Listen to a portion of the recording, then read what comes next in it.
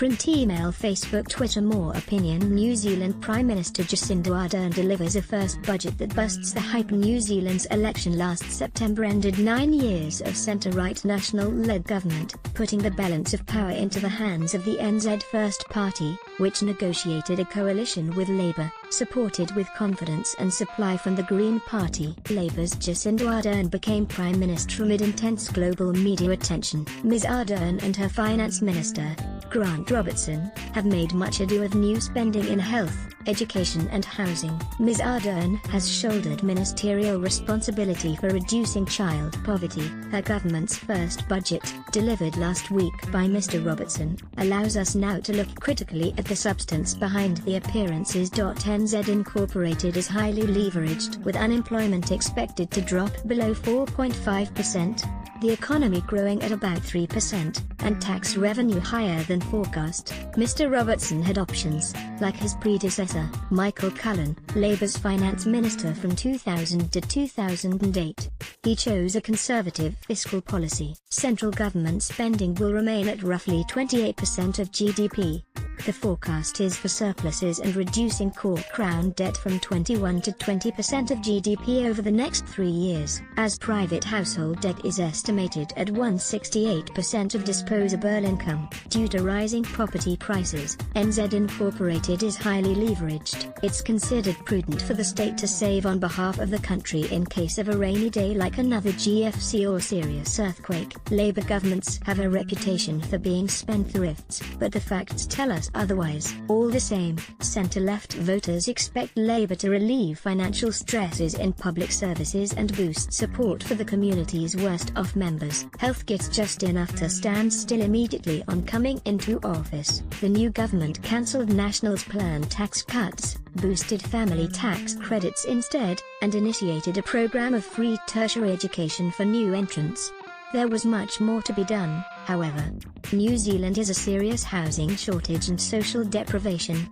Property prices are beyond the means of many young couples. Much infrastructure, especially transport and hospitals, is inadequate or run down. State sector employees such as teachers and midwives are genuinely overworked and underpaid.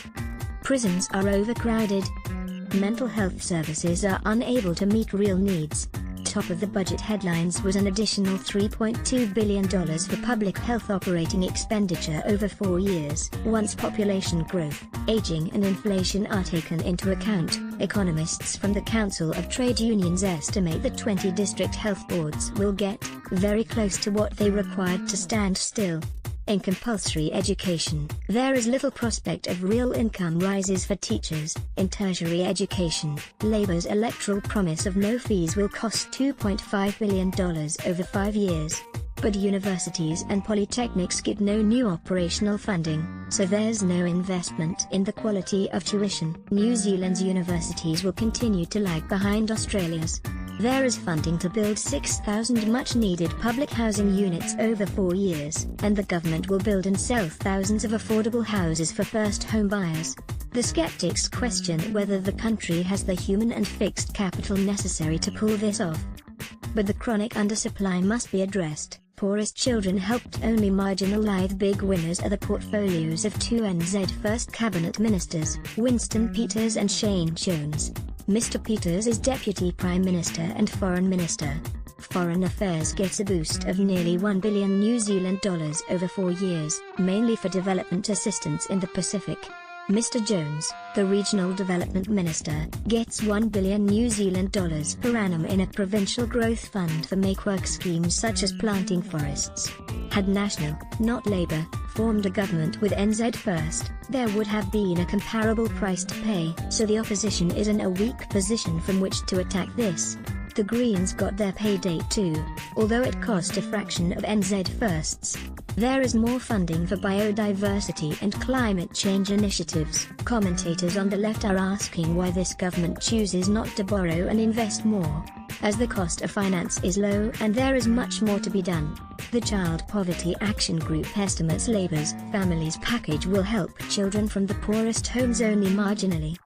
From the right, Business NZ gave muted praise to R&D tax incentives and regional investment. But employers generally dislike Labour-led governments, worrying they are pro-union and they raise taxes. Grant Robertson has very few cheerleaders for his first budget. But it's only the first. Next year's will apply a living standards framework, including non-economic, well-being factors such as natural capital. And the one after that precedes the election. So, we may have to wait 2 more years before we see a lolly scramble. Associate Professor Grant Duncan teaches political studies at Massey University, Albany, Auckland. His forthcoming book is called The Problem of Political Trust, Routledge. Print, email, Facebook, Twitter.